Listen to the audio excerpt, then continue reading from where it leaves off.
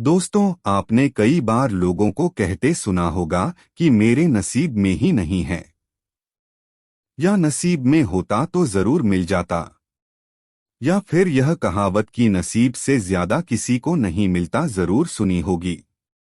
आज मैं नसीब की बात इसलिए कर रहा हूं क्योंकि आज की कहानी नसीब का लिखा एक रोचक कहानी इसी विषय पर आधारित है।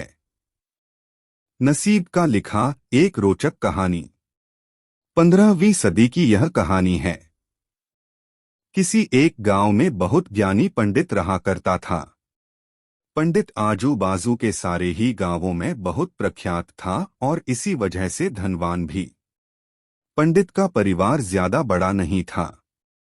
पंडित अपनी पत्नी के साथ अपने बहुत बड़े घर में अकेला रहता था क्योंकि पंडित को कोई बेटा नहीं था और एक बेटी थी जिसका विवाह पास के गांव वाले एक श्रीमंत लड़के से हो चुका था। पंडित ने शादी से पहले अपने होने वाले दामाद की अच्छे से जांच पड़ताल की थी और अपनी बेटी का भविष्य भी ठीक से पढ़ा था, तब जाकर उसने बेटी की शादी की थी। लेकिन चंद सालों में ही पंडित का दामाद बुरी आदतों के चंगुल में फंस गया। जुआ और शराब की बुरी लत ने उन्हें सड़क पर लाकर रख दिया था। अपने बेटी की ऐसी दुर्दशा देखकर पंडित की पत्नी काफी दुखी होती थी और अक्सर पंडित को कहा करती थी, तुम जाकर उनकी मदद कर आओ। पंडित हमेशा अपनी बीवी को यह कहकर उनकी मदद करने के लिए मना कर देता था कि अभी कुछ समय तक उनका बुरा वक्त चलना है। हम चाहे कितनी ही कोशिश कर ले, जो उनके नसीब में नहीं है वह उन्हें नहीं मिल पाएगा। पंडित की ऐसी बातों से उसकी पत्नी काफी दुखी हो जाया करती थी और मन ही मन सोचती थी कि कैसा स्वार्थी पिता है, अपनी बेटी को इतने कष्टों में देखकर भी उसकी मदद करने के लिए मना करता है। आखिर भगवान ने जो इतना सारा धन धान्य दिया है उसका क्या करेंगे?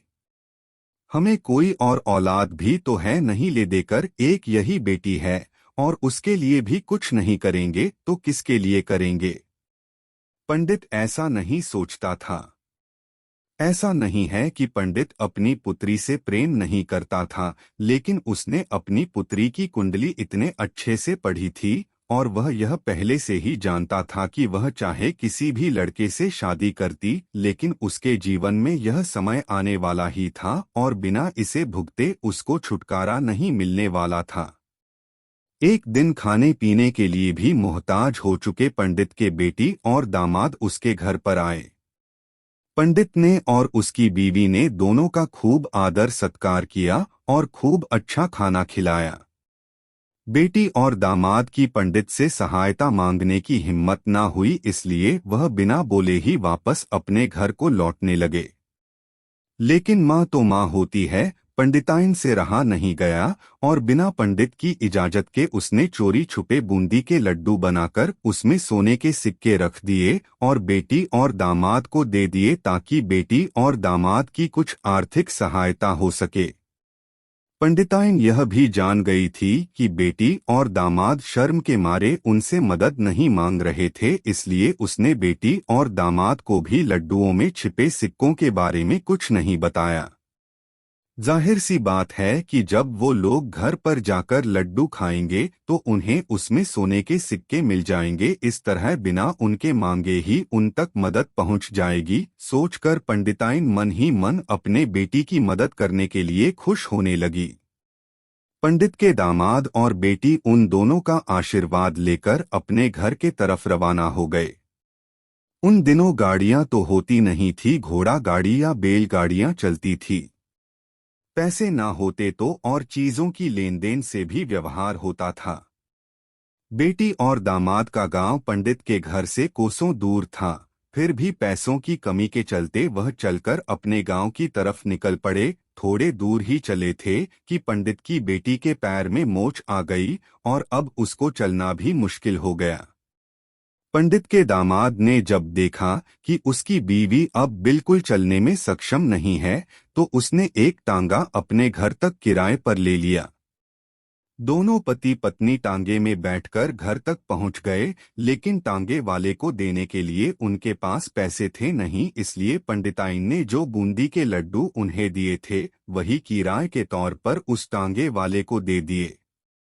टांगे वाला बूंदी के लड्डू को लेकर वहां से चला गया। टांगे वाला अपने घर की तरफ जा रहा था, तब उसे एक हलवाई की दुकान दिखी।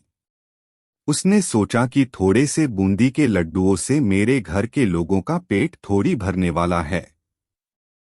इससे अच्छा मैं इन बूंदी के लड्डुओं को बेचकर उनसे कुछ चावल खरीद लेता हूं।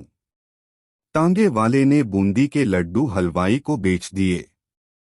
जिस गांव में वह हलवाई रहता था, उसी गांव में एक आदमी ने अपने घर पर पूजा रखी थी और उसी पंडित को उस पूजा के लिए बुलवाया था। पूजा में लगने वाले प्रसाद के लिए उस आदमी ने उसी हलवाई से बूंदी के लड्डू लिए जहां पर उस टांगे वाले ने बेचे थे। हलवाई ने भी उस आदमी को टांगे वाले से खरीदे हुए लड्डू ही पहले दिए ताकि वह खराब ना हो जाए, क्योंकि वह नहीं जानता था यह लड्डू कब बने हैं। पूजा खत्म होने पर दक्षिणा और बूंदी के लड्डू लेकर जब पंडित अपने घर आया और खाना खाने बैठा तो प्रसाद में लाए बूंदी के लड्डू खाते वक्त लड्डू से सोने का सिक्का निकला। इस घटना को देखकर पंडिताइन की आंखों से आंसू बहने लगे। पंडित ने जब पंडिताइन से उसके रोने का कारण पूछा तो पंडिताइन ने पंडित को सब कुछ बताया और पंडित से उनकी बातों पर भरोसा न करने के लिए माफी मांगी। पंडित ने पंडिताइन के आंसू पोंछे और कहा कि तुम्हारी तरह मैं भी हमारी बेटी को बहुत प्रेम करता हूँ, लेकिन अगर हम उसकी अब मदद करते हैं तो दामाद हमसे हमेशा ऐसे ही मदद की अपेक्षा रखेगा और अपनी बुरी आदतों को कभी नहीं छोड़ेगा। पंडिताइन भी अब पंडित की बातों से सहमत हो गई। 2-3 महीने बीत गए। पंडित के दामाद और बेटी फिर से एक बार उसके घर आए और इस बार उनकी परिस्थिति पहले से बेहतर थी, क्योंकि पिछली बार खाली हाथ जाने के बाद दामाद ने नया काम शुरू किया था और अपनी सारी बुरी आदतें भी छोड़ दी थी। दोस्तों, नसीब का लिखा नहीं बदलता। यह कहानी आपको कैसी लगी? क्या आप भी नसीब पर भरोसा रखते हैं या फिर आप उन लोगों में से हैं जो अपना नसीब खुद अपने हाथों से लिखना चाहते हैं? हमें कमेंट में बताएं।